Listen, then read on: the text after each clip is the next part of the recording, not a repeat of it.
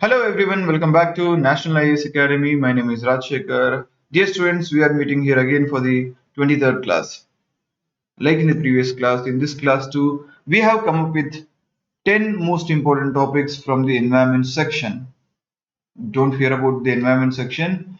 We are making sure that we are covering all those relevant environment topics which were in news in past 1 year. So, like in the previous class, in this class too, we have come up with the next 10 most important topics from the environment section. This includes Project Tiger, recently declared tiger reserves, elephant reserves, eco-sensitive zones, biodiversity heritage sites, Financial Services Institutions Bureau, Forest Conservation Rules of 2022, Chhattisgarh with respect to community forest rights, blue flag beaches, which are 12 in number, Cryomesh technology, last but not the least, coral types. Alright, so let's start with the first topic, that is about Project Tiger, which has completed 50 years. So first thing first, it was started in the year 1973, Project Tigers, and it began at the Corbett National Park. Please comment in the comment box below, where is the Corbett National Park located? And since 1973, as of 2023, the total number of tiger reserves in India has increased to 53 in number. And to commemorate this particular event, PM Modi on April 9th visited Bandipur National Park, Bandipur Tiger Reserve, which is located in the Mysore district of Karnataka. Alright, this is the context. And on the sidelines, he also released the latest or key findings of latest tiger census, which is held once in 4 years. And it is conducted by the National Tiger Conservation Authority. Right? So with this, now India has more than 3,000 tigers in 53 tiger reserves, and India accounts for nearly 70% of the world's total wild tiger population. Alright, so with this in mind, let us look at the numbers. How many tigers are there in the wild in India? There are a total of 3,167 tigers in the wild in India as per the latest tiger census report. Previously, as per 2018, we had around 2,967 tigers in the wild, and before that, in the year 2014, we had 2,226 tigers. So, as per the report, in around nearly a decade, in around 10 years, the tiger population in India has nearly doubled. This is what the reports say. Right? So, looking at the numbers, the population has grown by 200 from 2018 to 2022. The tiger count now stands at 3167, and this indicates a growth rate of 6.7% in the past 4 years and around 33% from 2014 to 2022. Alright, so there has been a significant increase in tiger population in the Shivalik Hills and other areas. The Northeast Hills and Brahmaputra plains had 194 tigers captured by camera. But the concerning part is tiger occupancy in Western Ghats has declined. Remember, Western Ghats had one of the highest density of tigers in the whole world. But somehow, because of various reasons, the tiger numbers or tiger occupancy in Western Ghats has been decreasing of lately. Right. Also, significant declines were observed in the Wayanad landscape as well as Biligiri Ranga Hills, which is located in Karnataka.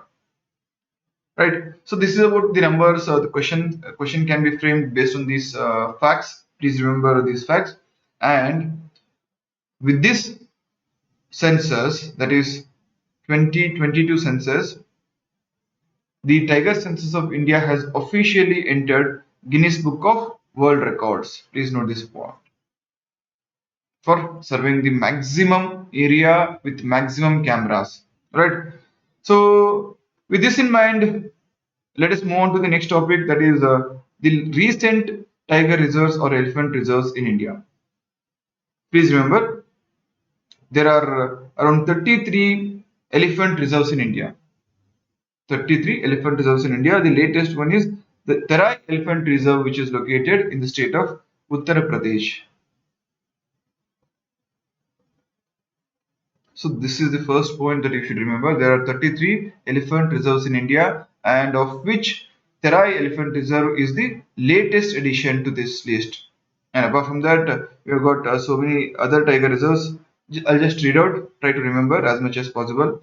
Shivalik Elephant Reserve in Uttarakhand, Terai Reserve and Uttar Pradesh Elephant Reserve in Uttar Pradesh. Next we have Ripu Chirang, Eastern Doors, Soni, Sonitpur, Kameng, Dihing Patkai, South Arunachal, Kaziranga, Karbi Anglong, Singpan, Intanki, Dhansiri, Langding, Garo Hills, Mayur Jarna, Singhbum, Mayurbanj, Mahanadi, Sambalpur, Badalkhol, Tamringla, Lemur, Dandeli, Wayanad, Nilambur, Anamudi, Periyar, Nilgiri, Coimbatore, Annamalai, Srivilli, Agastyamalai.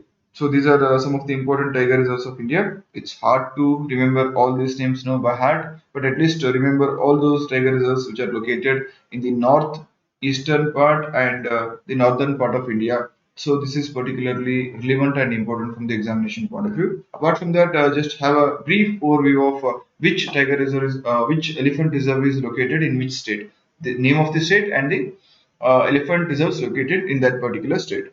All right. So also please make sure to remember all those states which have got zero elephant reserves in India.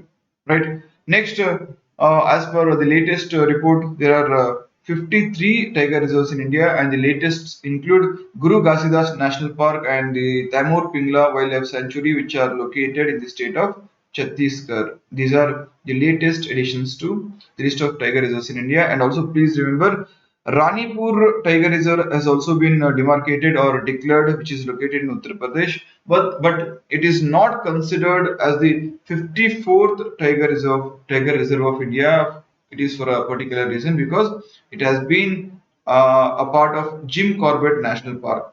So that's the reason it has not been considered to be a new tiger reserve in India. So, as per the numbers, there are 53 tiger reserves in India, and the latest being Chhattisgarh, which has got two new national parks, two new tiger reserves. One is Guru Ghasidas National Park, and the other one is Tamor Pingla Wildlife Sanctuary.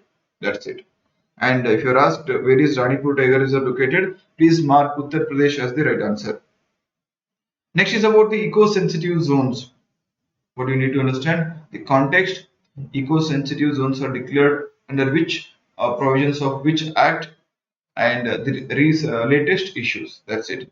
First thing is the Supreme Court has observed or it has directed that a mandated eco-sensitive zone of at least 1 kilometer should begin from each protected forest, national park, and wildlife sanctuary throughout the nation, across the nation in all states. At least 1 kilometer should begin from the each protected area. It might include a national park, wildlife sanctuary, or any other protected areas. The decision came in response to a plea filed in Tamil Nadu's Nilgiri district to conserve forest resources. Alright, so what then is a eco-sensitive zone? Dear friends, please remember, as per the National Wildlife Action Plan, the Ministry of Environment, Forests and Climate Change has stipulated that state governments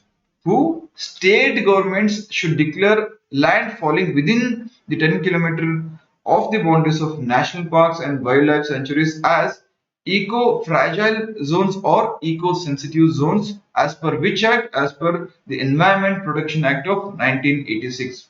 Yet please remember, it's the Environment Protection Act of 1986 under which the state governments should declare land falling within the 10 kilometer of boundaries of national parks and wildlife sanctuaries as eco-fragile zones or the eco-sensitive zones. Both are one and the same. Who has said this? Who has said this? The Ministry of Environment, Forest and Climate Change as per the National Wildlife Action Plan.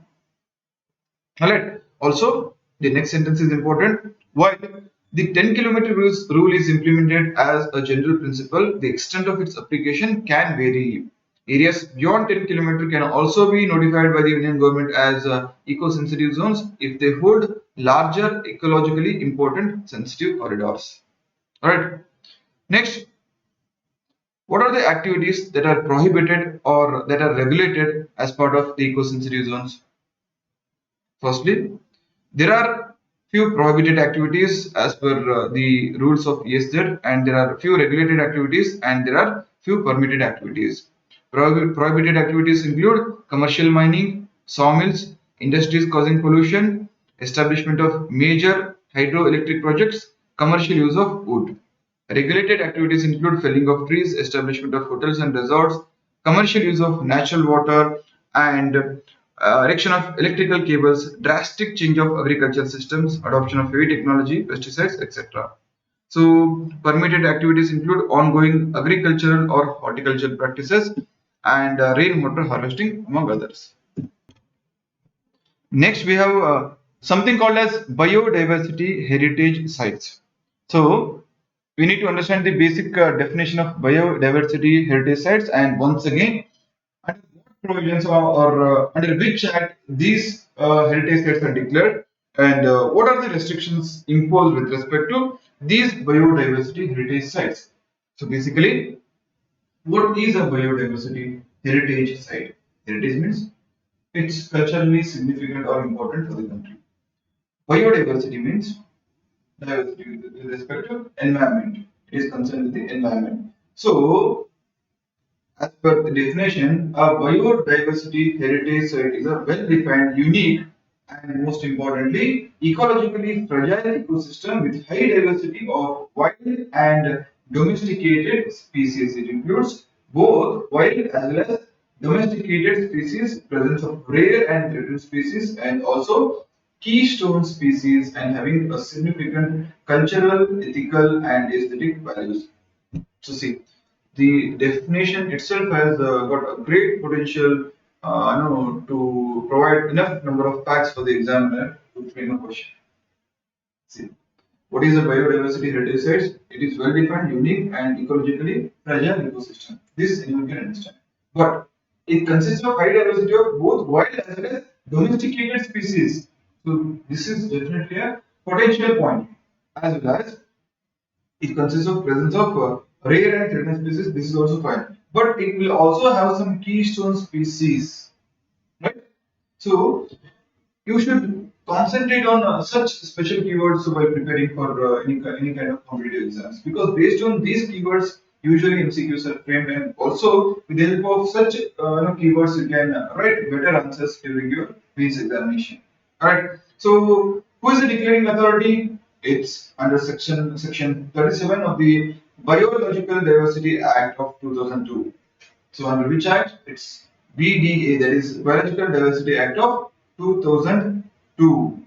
The state government can declare. So it is done by the state government. Please remember, it's not the central government. It is the state government which declares any site as the biodiversity heritage site as per Section 37 of the Biological Diversity Act of 2002. What are the restrictions imposed? The creation of biodiversity heritage site may not put any restriction on the prevailing practices and usages of the local communities other than those voluntarily decided by them. So, this is just for the namesake. When you declare any particular area as a biodiversity heritage site by the state government, no restrictions or no limitations can be imposed by the state government, or per se is not imposing any restrictions. However, the local communities can voluntarily decide the kind of restrictions or limitations. And these are called as biodiversity heritage sites. The latest addition to this list are from the state of West Bengal, which includes Char Balidanga, Namting Pukari, Amkoi Wood Fossil Park, and State Horticulture Research and Development Station. These are the four latest biodiversity heritage parks. Right. Next, we have something called as the Financial Services Institutions Bureau. It has replaced the Banks Board Bureau. So it has been established in the year 2022. It works under the Ministry of Finances, Department of Financial Service. So it has replaced the Banks Board Bureau, and it will be a government body. It has been set up under the Department of Financial Services by the central government in 2022. Secretariat of the Bureau currently comprises of Secretary and 4 other officers. It replaced the Bank Sport Bureau, which was created in the year 2016, the basic objective is to identify manpower capabilities and ensure proper selection of talent for senior positions at financial institutions owned by the government. Also, the board has another responsibility, that is making recommendations of full-time appointment of directors, non-executive chairman of state-run financial services, as well as public sector organizations, and also on matters relating to personal management in the institution. Right? The functions are once again the same thing. So briefly go through these functions. Make sure that you remember all of the key functions mentioned here, because there is a high probability of asking question being framed on this particular topic, that is Financial Services Institutions Bureau. Alright, since it has replaced the existing Bank Sport Bureau, I expect at least one question from this particular area. Alright, it will also advise the government on desired management structure at the board level for public sector bank, public financial institution, and public sector insurers. So in the year 2016, Banks Board Bureau set up as an autonomous regulatory body, and the scope of this bureau was extended in the year 2019 to include appointments of MD, CMD, or other board positions of PSICs. Also, in October 2021, the Delhi High Court passed judgment setting aside recommendations made by this bureau for positions of general manager and directors at insurance companies. And as of April 2022, the terms of the chairman of bureau and three part-time members ended. So after this, it has been replaced by the new institution, that is Financial Services Institutions Bureau. Right. Next, we have forest conservation rules. What was the issue? NCST, that is National Commission for Scheduled Tribe, which is a constitutional body established to take care of the concerns of the tribal community across India. It has raised some concerns with respect to these conservation rules. And what was the concern about? The concern was related to the consent clause, which was mentioned in the latest forest conservation rules of 2022. So it removed off completely the consent clause for diversion of forest land. Right. So the new rules proposed to do away with the consent clause for diversion of forest land for other purposes. And so the commission, that is NCST, recommended against these rules. It requested the government to put on hold these rules immediately. However, the Environment Ministry continued with the implementation of these rules. So as a result, it approached the Supreme Court of India. The NCST approached the Supreme Court of India. So, in response, the Environment Ministry insisted that these rules were legal and constitutional, as they were framed under the Forest Conservation Act of 1980, and with regards to the NCST's apprehension of these rules being in violation of Forest Rights Act of 2006 was not legally tenable. Right. So the important rules covered under the FCR 2022 include: it seeks to constitute an advisory committee, and advisory committee is restricted to advise on any matter connected with the conservation of forests. Project screening committee in each state or UT, regional import committees also, it seeks to provide compensatory afforestation. Various initiatives for forest conservation in India include Indian Forest Policy of 1952, Forest Conservation Act of 1980, National Forest Policy of 1988, and there is also National Afforestation Program. And as per the latest data, the total forest cover and tree cover in India now stands at 7,13,789 square kilometers. All right. Next, we have an issue related to the state of Chhattisgarh, which is about the community forest rights. Right. The Mungeri district of Chhattisgarh has recently granted community forest rights to the inhabitants of four villages. They were staying in the close vicinity of Udanti Sita Nadi Tiger Reserve, which is located in the state of Chhattisgarh. Right. So, with respect to the concerns raised by the people living in these areas, the Chhattisgarh state government decided to provide community forest rights to the tribals living in these areas or in the close vicinity of this particular tiger reserve. So, what then is a community forest resource? Dear friends, it is a common forest land that has traditionally been preserved and safeguarded for a specific community's sustainable usage. And such areas or such land is known as the community forest reserve area. What is it used for? Mainly, the people living in those communities or in those areas use it for some specific purpose, like collecting day-to-day things, or like for example, they use it to collect their basic needs of day-to-day activities. Such the community uses it to access basically resources that are needed by those communities to survive. They have been using it for since time immemorial. So as a result, they are directly dependent upon these resources which are being available, which are being made available in these forests. So when these rights are cut off, it becomes really hard for these communities to sustain on their own because they're not in touch with the outside world. They are intricately intertwined with the existence of these forests. So no matter what, these people should have the right over at least few rights over the usage of resources available in these rights, and as a result, the government provides community forest rights. Right. So community forests include access and rights to forest resources, participation in management decisions, permanent protection of land, and also receive value and benefits from the land. Right. So next we have an article on blue flag beaches. There are there are 12 such beaches in India. 12 beaches in India have been certified as blue flag beaches, with the latest additions being two beaches from Lakshadweep, that is Minikoy Tundi Beach and Kadmat Beach. Right, these are from the Lakshadweep. With these, there are officially 12 beaches in India which have received blue flag accreditation. What is this? It's an eco label that has been accepted globally. So it has got some set of criteria like maintaining suitable water for bathing, information and education about the environment, spreading awareness regarding information and education about the environment, management of the environment surrounding beach safety and conservation services. So there are 33 criteria under these four broad heads.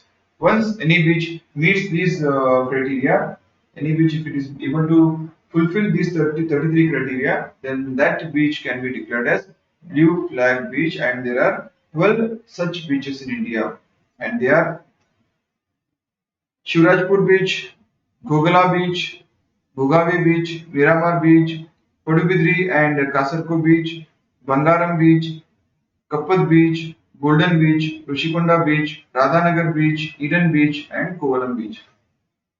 Try to buy these 12 names because such questions can be asked very easily in the form of match the following. Right. Next, there is something called as Cryomesh technology. What is this Cryomesh? Cryomesh acts as a substrate. Substrate for what? Substrate for what? For corals or larvae of corals. Larvae of corals. This was in news because you have heard of Great Barrier Reef, which is located in Australia.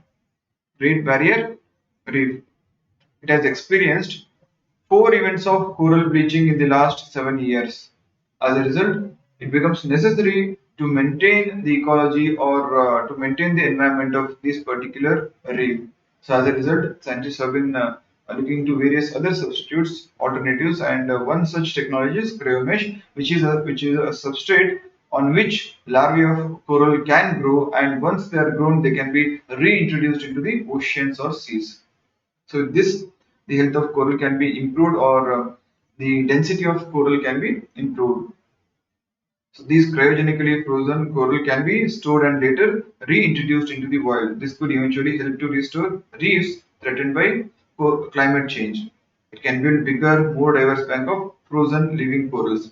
Or it helps to preserve the biodiversity.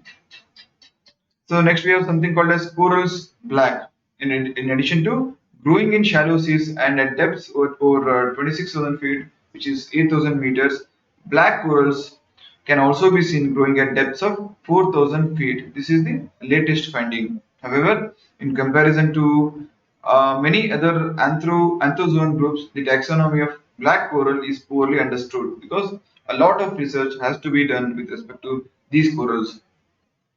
Some of these corals are straight like a whip, while others are branching and they resemble feathers, spines, or shrubs. So what then are these black corals significant for? They are filter feeders. They actually consume the small zooplankton that are plentiful in deep waters as opposed to their colorful shallow water relatives that get their energy from the sun and because of photosynthesis. So this is the basic difference between major coral reefs and black corals. Please try to remember this particular point. This itself differentiates these corals from the other corals. Alright, so what then are corals? Basically, corals are animals which live in symbiotic relationship with the microscopic algae called zooxanthellae, which live within the coral tissues. These zooxanthellae convert sunlight into food, providing corals with up to 90% of their energy needs, and they can also give corals much of their color. As a result, we call it as a symbiotic relationship. All right. So these are hard corals, and these are soft corals. So thank you so much for joining. This was about today's class. Please make sure to subscribe to our channel and also hit the bell icon. If you find these videos useful, please do not forget to share these videos with others. Thank you so much. See you tomorrow with the next set of topics that are highly relevant for the upcoming UPSC Civil Services examination. Take care. Thank you. Good night.